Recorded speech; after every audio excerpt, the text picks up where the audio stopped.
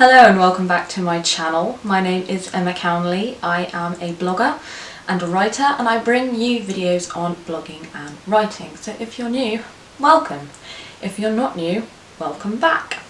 Today I'm going to be talking about an issue that's pretty close to my heart, and that is putting yourself out there creatively and being able to accept feedback and criticism on your creative work. Now, before you switch off because you think, oh, this is for writers or creative people, it's got nothing to do with me and my business, that's not true.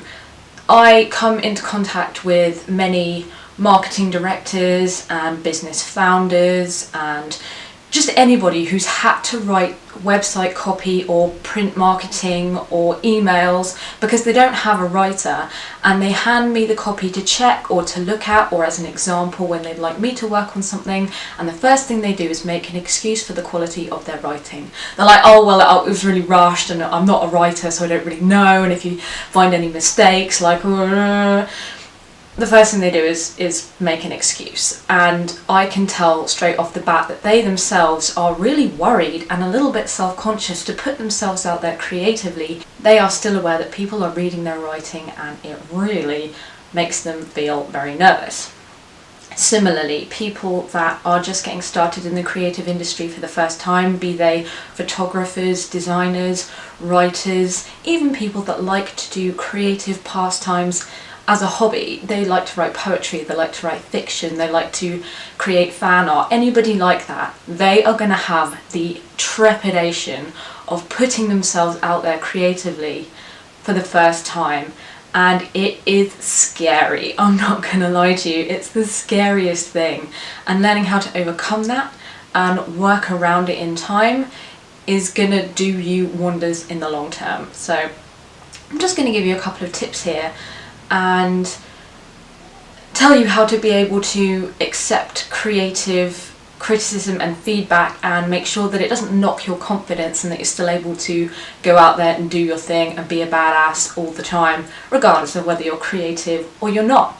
You're going to have to put yourself out there at some point, and this is just how you can do that. Let's get started. We can kick things off with the imposter syndrome. Last year, I think it was, submitted a question to the JC show, which is hosted by John Covey and CK Golding, and I asked them about the imposter syndrome because as a creative, it's something I naturally suffer from.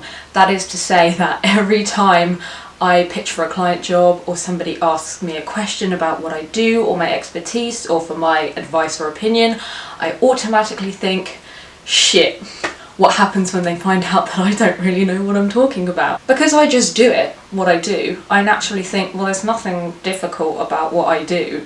So people asking me for advice, I feel like a fraud to give it to them. I suddenly think someday someone's going to turn around and say, well, what do you know? And I'll be like, oh, I don't know.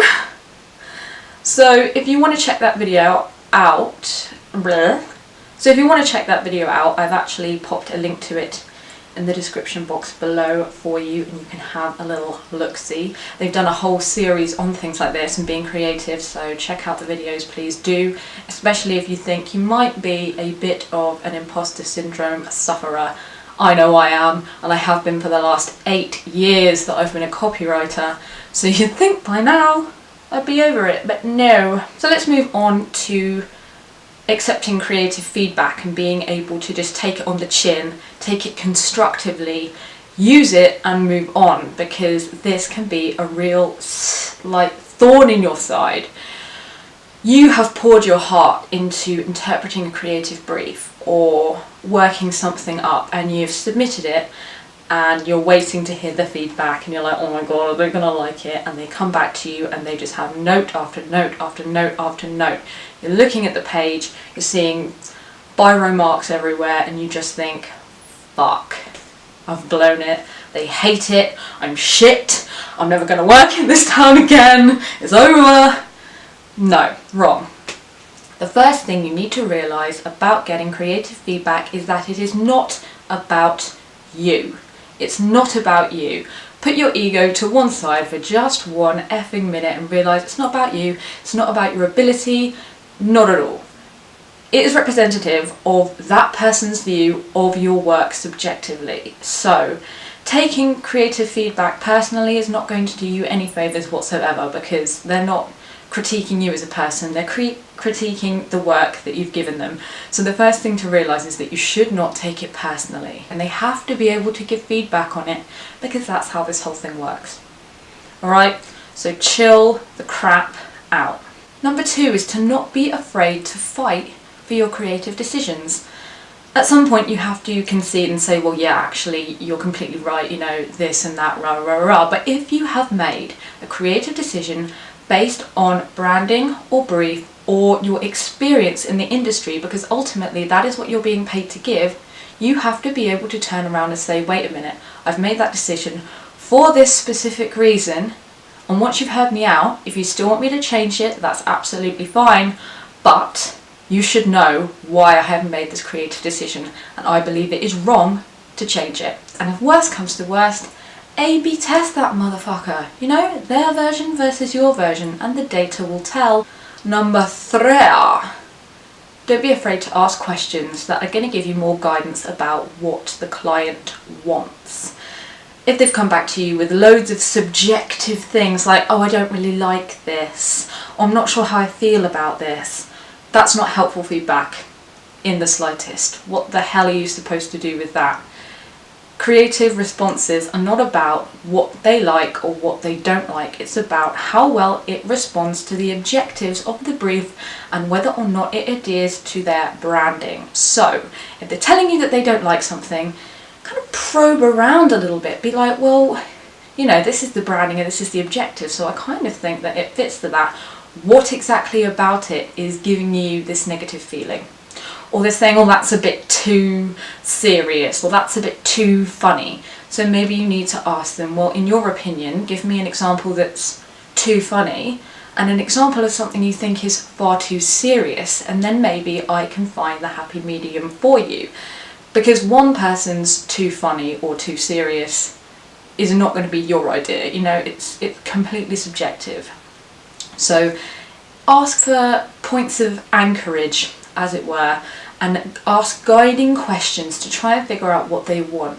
It could be that they actually don't know what they want at all, and that is a common occurrence in situations like this. They'll know it when they see it. That's not very helpful to you, and the more you question yourself as you're in that creative process, the more creative blocks you're putting on yourself, and you'll end up not being able to do anything whatsoever, and it's really frustrating, and it's really creates a lot of anxiety. So you need to be able to hone your ability to ask questions which give you the information that you need, because they may not know it in their conscious mind.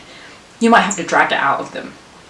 So when you present them with that second draft, you can say, well, you said you thought it was a bit too this, so I've done that, and so they can see you've listened and you've acted on it, and then you can go from there.